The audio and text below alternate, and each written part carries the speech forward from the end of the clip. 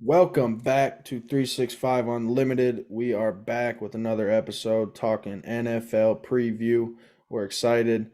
I know Gannon's probably a little bit more excited than me. My Cowboys lost this past weekend, but guess what? I'm not going to be a sore loser about it. We're going to talk NFL playoffs. We're going to have a good time. We're going to talk about these awesome, crucial matchups.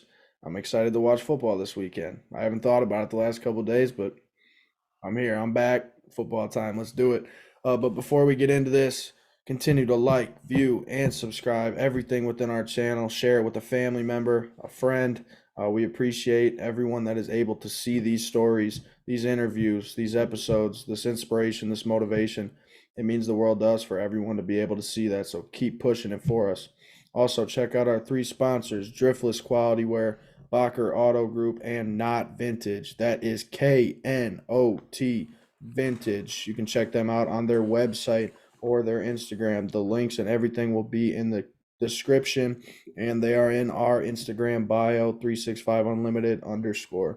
You can also use the code 365U for 10% off store wide. Any graphic t shirt that you want on the website, 365U is the code for 10% off store wide.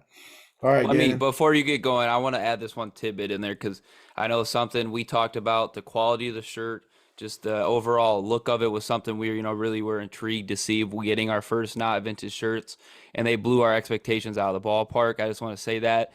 I'm very particular on my clothing. I know some other people are out there, so it's like a nice thick neck collar. I'm going to break it down. The shirt quality's nice. The logo's not like a little stitched on patch or something, just ironed on. It's hand pressed.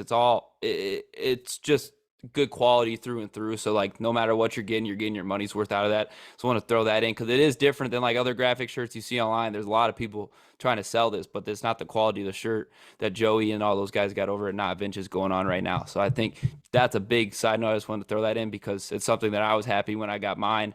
I know other people will if they buy it. It's official for sure. All right, Gannon, let's rock with it. Yeah.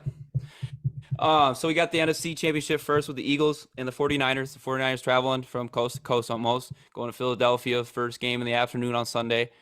We're gonna break this one down a little differently. We kind of talk about what we saw last week with the Eagles beating the Giants in the NFC East matchup. That was done by halftime. I think a lot of people that were on the fence, like myself, with Jalen Hurts and some of the health, it wasn't so much the concerns with the Eagles overall, but it was just to see them kind of get back in groove. Well, they got back in groove. Let's say that, and then some. This NFC game. I know the AFC is getting a lot of hype with the Mahomes injury and Joey B playing well, coming off their Super Bowl appearance last year. This NFC game is going to be the game of the day, in my opinion. It really is because these two young teams that don't really have much to lose, and this is their first couple of times kind of being in there with the quarterbacks making deep playoff runs for the first time in their careers. Brock Purdy in his first season ever in the NFL. So, and then San Fran and the Dallas game. That game was interesting because Dallas really held up good with the defense for throughout the whole game with Christian McCaffrey and some of their, ideas and how to stop them and some of their schemes. So that kind of shocked me a little bit. I figured they would have tough times a little bit, but I thought they would break open a little bit with some touchdowns and kind of open that game, which they didn't. But I think that also shows you a little bit with Brock Purdy and his inexperience being the rookie. He's still going to go through some of those ups and downs, even with all those good weapons around him. So I think that's another good tidbit coming into this matchup. But like it's your stud playmakers, I think, when it comes to this type of the year, and you got to match them up. Like obviously, San Fran's got the better weapon room compared to the two offenses, obviously. But you have Jalen Hurts and Brock Purdy, and it's not close with those two quarterbacks. Like Brock Purdy's going to get you what he's going to get out of that Shanahan offense, and Hurts is you don't know what you're going to get out of Hurts that day in a good way, in my opinion, with the legs and the throwing. And he's a little bit fresh. The legs got a little bit of rest with that shoulder injury, so I think those are some good things moving forward. Kind of talk more specifics with the game after I think Bryce gives a little bit of his rundown here. But this is a very intriguing matchup with a lot of strengths on both sides of the ball for both teams. I agree 100%. And just based off what we saw last week with Philadelphia, I mean, you got a team that came in and didn't have to throw the ball that much. I mean, Jalen Hurts completed 16 of his 24 passes, 154 That's all passing. he needs. That's all you need him to do. Yeah, and two touchdowns. But then really for Philly, the story was on the ground. I mean, you had 268 yards of rushing offense, 112 yards from Kenneth Gainwell, 90 from Miles Sanders, split 17 carries to 12 carries, and then 34 from Hurts, and then you get Boston Scott at the end to add you 32. So I think, yes, you just saw the Giants defense kind of fold. You saw a Giants team with Daniel Jones and They everything were that surprised. They were surprised with that run. well, they were shocked. I mean, Daniel Jones didn't even throw a touchdown. He had 135 passing yards, one interception. Saquon Barkley on the ground. I mean, they weren't able to run the football, and that's what it was. That's what the key Yeah. was with the Giants. And I said it. I pounded the table for it. The Giants can win a football game if they're able to run the ball. Saquon Barkley had 9 carries, 61 yards in that game.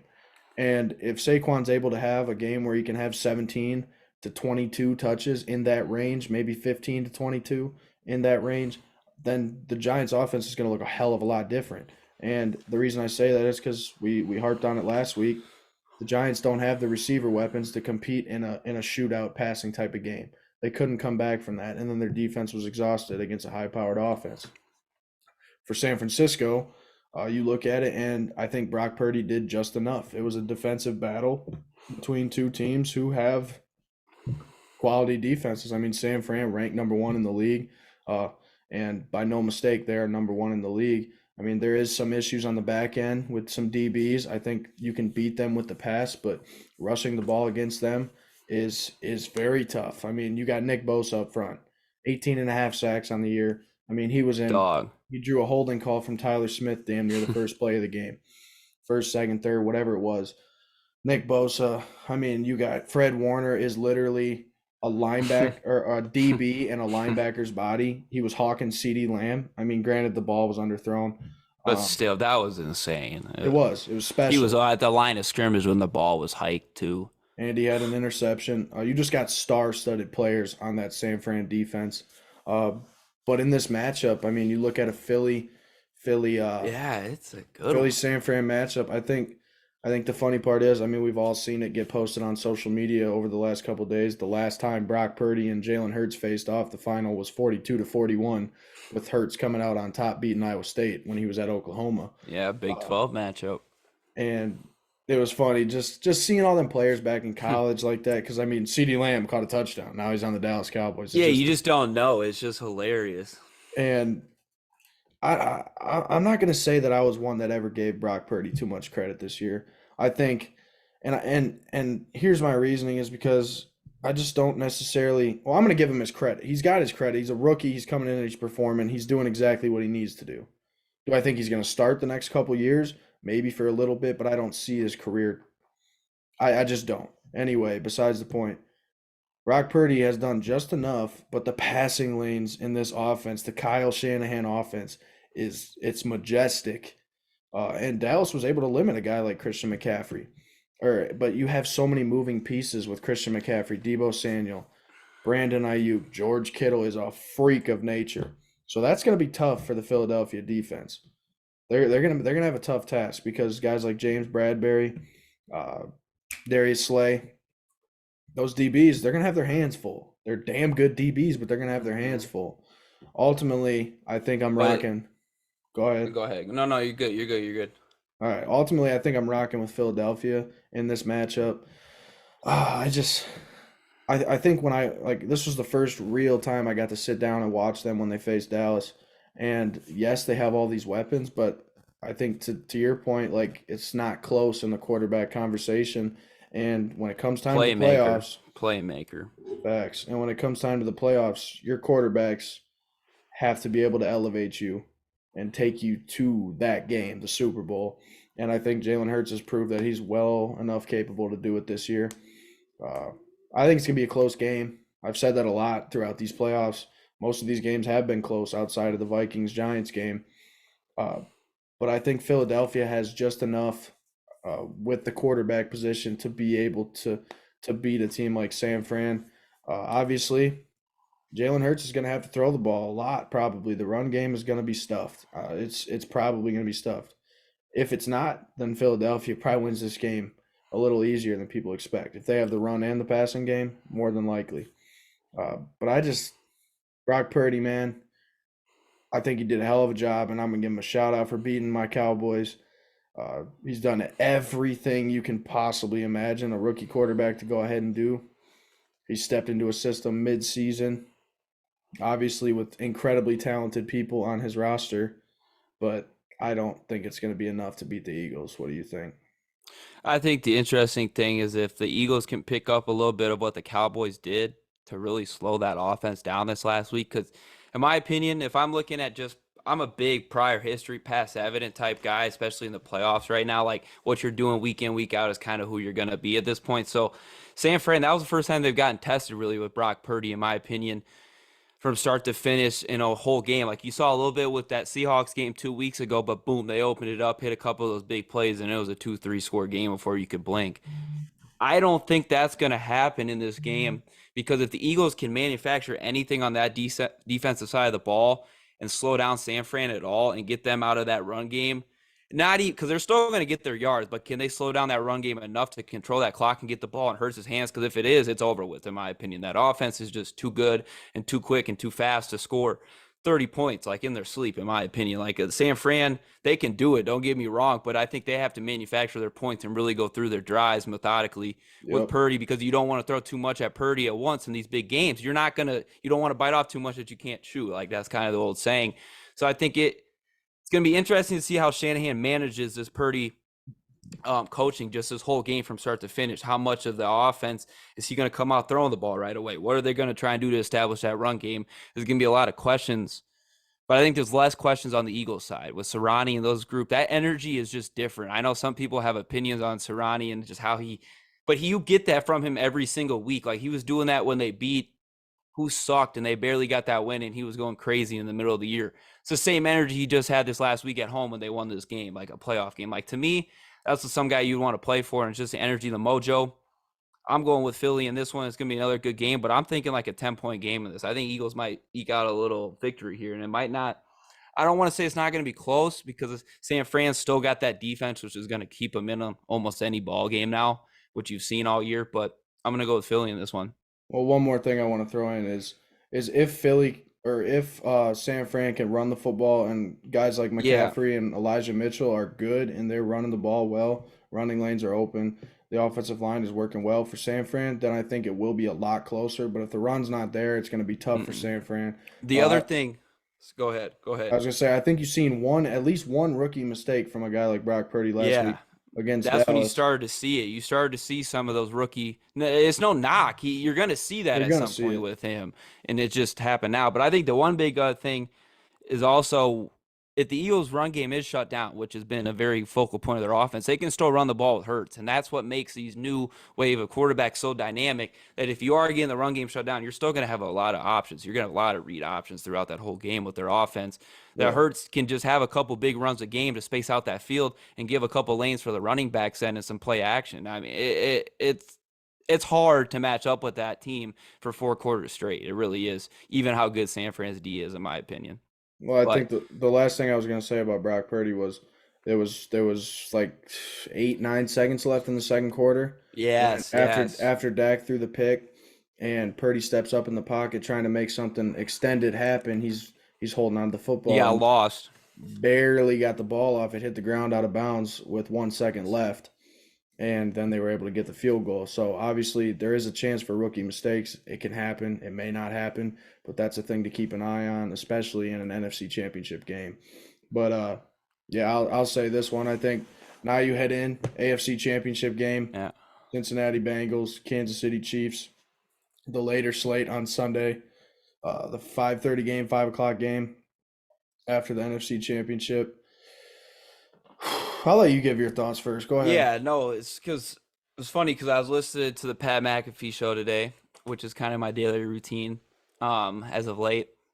It was Rogers Tuesday, and Rogers is just a sports fan and is just talking about the football that's going on this week. And he really just talked about Burrow for a lot of time. Like he's gotten his flowers and stuff. I think when he got like obviously shout out him in the background there when he won that national championship on Bryce's wall there with the LSU Tigers. But that was just his 1 year, and then boom, he got in there, tore his ACL, and then last year was a Super Bowl. Like that time frame is really crazy to think about and put your mind around it if you really think about it. And I don't think people he gets his credit in like the limelight, I think, with social media and just like his aura and his presence, but like his actual football abilities on the field, I don't think are actually talked enough. It's more like the Joey B personality, kind of all that.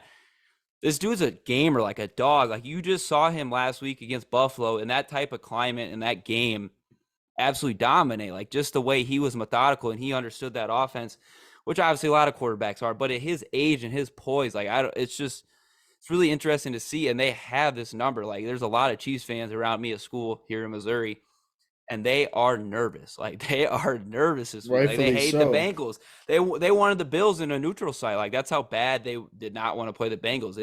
They'd rather give up their home games, so fans were saying, than to play the Bengals. And I think it's just a testament. And then he throw Mahomes stuff on it. And I think that's the other big dynamic with this, with the injury.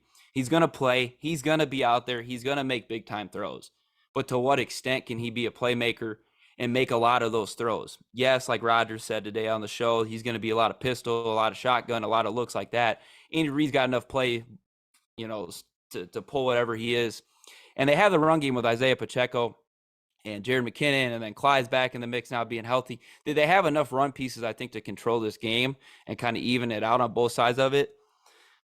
But it's going to be really interesting because I don't know what Mahomes – you can win this game, I think, with Mahomes and his ability, even with his bum ankle. But how will Mahomes, I think, specifically respond to this ankle injury and play with it is a big question, if that makes sense, because – you saw how he was limited on a couple of things and would try and push it on a couple throws on some quick passes and stuff after he got hurt this last weekend.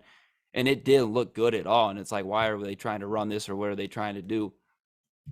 But it's still the Chiefs and it's still the offense. And they're still at home. Like there's still a lot of success. I know Burrow just went in there this last year, and going into this, I don't want to tread lightly on the Chiefs at all, even with Mahomes being hurt, because they're still that good in that type of a system. But I don't know. They didn't. If it wasn't for that Chase or Chad Henne drive with 98 yards, that game looks a lot different. I think Lawrence looked really young and inexperienced at times there when they had chances to make a effort in that game. And again, there's just less bolts loose, I think, on the Bengals squad right now. Yeah, I mean, and the funny thing is, there's a lot of factors going into this one. no, there is, and it gets my head spinning just because we were able to see what that Week 2 Bengals team looked like in And person. I said that, and I told people to be patient. Like you got young guys that are confident and have been in the biggest game within their first couple of years. That's not going to leave a player in their ability, I think, as you've seen, within a year only. No, 100%. And I'm trying to go back and think about the episodes that we did, our NFL mid-season review on some teams, and just remember as to what I was saying about the Bengals. I can't think about it right now at the moment, but when you look at the Bengals, you're looking at a team. Obviously, you see, when there's one glaring hole, it pops out to everybody. It's offensive line. Now, from the beginning, when we saw them in Week 2, I think my initial thought was when I watched Cooper Rush go beat them in a close, very close game that came down to a game-winning field goal. I think the obvious was that offensive line. It's where they got beat. It's where they've gotten beat all year. And then there's been continuous injuries there. But they didn't get beat on Sunday. But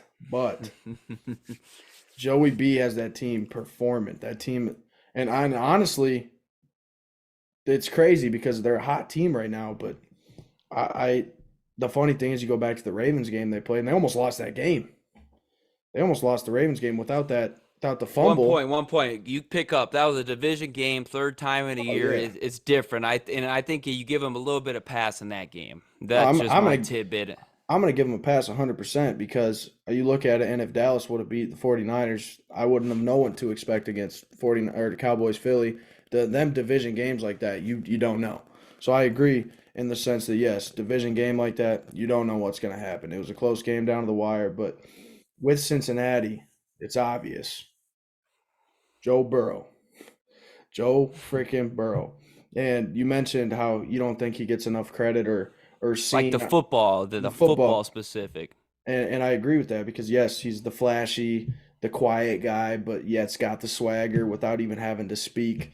The clothes, the fashion, it's there. But here's my thing about the football thing. Yes, there may not be enough credit there, but one thing I've noticed from being a football fan is that man has more poise than any quarterback in this league right now. I'm going to say right now. I'm not saying past 2 years, 3 years. Right now, Joe Burrow has the most poise out of any quarterback. I mean, bro, they go in and beat him this weekend. That's 100% true. Like, you can't argue that point. The Bengals are going to beat him. Yeah, like it's. The Bengals are going to beat the I don't Chiefs. know if it's a for sure yet, but no, yeah, In my eyes, my prediction, Bengals beat the Chiefs. I think you look at it last week in their matchup against the Bills. Obviously, you're playing a team with Buffalo that has been hot and cold. A Josh Allen who struggled. And he kind of had them ups and downs all year. Josh Allen did, and obviously Buffalo's been through a lot. They've been through a lot, and it sucks. That's the way they end their season. But obviously they lost it to a damn good Cincinnati Bengals team, and Cincinnati was pretty much able to do no, they everything, dominated that game. everything they Yeah, needed to do. 240 yards passing. I mean, 172 yards on the ground. They're able to get away with everything they need to do to win a football game, and they did just that. So heading in and playing a team like the Chiefs, I think the one obvious is to watch. Like you said, what Rodgers was talking about with Mahomes, more shotgun, more pistol, more stuff where he's not necessarily having to step they up. can figure out a play. They can figure out a way for him. And they will. And granted, having the rest this past week, obviously the high ankle sprain isn't something to mess with. It's not an easy recovery. And especially to have to go play a week later, obviously giving him that week helps. It Mm. will help to have that rest, be able to not be on your feet as much. And obviously, Patrick Mahomes doesn't need a whole lot of practice. That's what I heard. Somebody said the telecaster in the game. Who was doing that? Was it Romo and those guys, or was it another crew? I think it was Was it the Sunday night guys? Was it Tarico and? Tarico and Uh, Collinsworth, yeah. I think so, but they were saying like 50-60% Mahomes is still better than majority of the league. Like, I mean, to or be they fair, said if Mahomes, that's what it was. If he can't run and he's a pure pocket passer, he's still the best quarterback in the league or something. no, Oh yeah, get it out, get it uh, out. You got one more? no, I think I'm good now. But All right. yeah, with this game, obviously you're going to see two teams that are very talented. With the Chiefs side of things, you mentioned Pacheco and McKinnon, and we talked on it last week. McKinnon's probably playing his best ball. Mm. And then receiver wise, obviously Travis freaking Kelsey, who is an animal in the middle of the football field, actually anywhere on the football field. So if Mahomes is able to get him the ball and allow him to work, then yeah, it's going to be tighter than people think. Uh, Obviously, the game's probably going to be tight either way because I mean, you got Chiefs fans that they're going to say they're going to win, Bengals fans saying they're going to win. Uh, but I'm rocking with the Bengals in this game. I think we're going to see a Bengals Eagles Super Bowl, and it's going to be flashy. It's going to be flashy. That's a swagger type of Super Bowl. I'm excited. I hope that's what it is. I mean, as much as I don't hope what it is, because as a fan, it sucks. Cowboys lose, and now I got to root for the 49ers the week after, because as you don't want to see Philly in the Super Bowl, but it'd be even better to see Philly in the Super Bowl and lose it. That'd be fine with me. But yeah, I think with Bengals, Joe Burrow, T. Higgins, Tyler Boyd, Jamar Chase, Joe Mixon, I think they're going to ball in this matchup. And honestly, with the injury to Mahomes, I think this one will be a 10-point game. 10 to 14. I think the Bengals are winning this game by 10 to 14. Oh yeah, I mean, I don't got a whole lot more. I do want to say a point though that the offensive line is getting a lot of looks, but some of their backups, I saw one of their guards, I think, has started over 30 games. He's a top couple round pick for the previous team before Cincinnati picked him up. They have guys that have played, so this isn't like just a thrown together offensive line. These guys have played a lot of time because they have been so banged up that when they did get healthy, their backups, finally got some rest that were this technically the starters before. And I think they've done enough now, and they were doing enough with that defensive front against Buffalo, which is one of the best parts of their defense last week. And they were getting push and movement on the run and letting those guys run the ball for chunks, like chunk yard plays against Buffalo last week. So I think that's a big thing to match up with because Kansas City's defense is okay. Their pass rush is probably the best part of their defense, which is going to get some pressure on Burrow. But if they can run that ball with that offensive line and they get any time for Burrow, I mean, this is pretty much over with. If the Chiefs can get 10 plus sacks, I think that's a way that they can maybe get this game, just have a free for all and go after Burrow and make his day complete hell. But other than that, I just don't, even with the healthy Mahomes, I'm still probably going Bengals in this game. Like, that's the crazy part. Obviously, a little biased going to school in Missouri. I'm tired of hearing the Chiefs, but it's still they just did this last year with no problem. And they took it right down to the Rams in their place in the Super Bowl and almost shocked the world there. Like, this was all in their first time. Now they're playing with house money. They've already done this. They've been here. They've already gone into Kansas City, and nothing's new for these guys. So I think they're completely battle tested. Zach Taylor doesn't get enough credit for what he's done in Cincinnati. Obviously, with Burrow coming in, has made a big help with that organization. But just the overall trajectory of the Bengals has been cool to watch. So I don't got much else. I got the Bengals in this one. We got the same picks with this weekend going forward. So it'll be cool to see another one. We'll wrap it up with the Super Bowl finale, do a little for the 4-part series that we got with this in the playoff coverage. It's been fun. It has been fun. I've enjoyed every second of it. Obviously, I wish the Cowboys would have made it at least one game further, but we do as we please. 27 years continues on. We'll keep talking playoff football regardless. But one last thing I wanted to throw in is something I've been reading about with the Bengals O-line and stuff like that. Shout out to Frank Pollock, their offensive line coach. Just being able to handle adversity like that with injuries and just talent overall, be able to have a jumbled up offensive line, put your best 5 out there and make it work. They've been able to do that, and credit to them. The offensive line looked great last week in Buffalo. So credit to them. Obviously, I still think it's an issue to watch for. But yeah, credit to him. He's had that team playing well offensively up front. So I had to throw that last thing in there for them. But yeah, playoff coverage, it's been fun. Just sitting here chopping it up. I think it adds more intrigue to these playoff matchups for Gannon and I. Just more to watch based on what we said, to go back and listen to it and be like, okay, we called that. We said that. Or we sounded like complete idiots. One of the two. One of the two. And yeah, we have fun with it regardless. And for the people that do tap in and listen to what we have to say, we appreciate you. It means a lot that you're willing to come to us for playoff coverage. Keep doing it, because we ain't going to stop anytime soon with NFL stuff. Obviously, we want to continue to expand to more sports and more oriented view of the world of sports, I guess, in a manner. But obviously, we'll get there with time. We got a lot going on with our schedules, but we're pushing content, and I've said that the last couple episodes. Got a lot going. We're gonna keep jamming that in there. Keep going quality over quantity here with what we got going. But we appreciate you guys tapping in.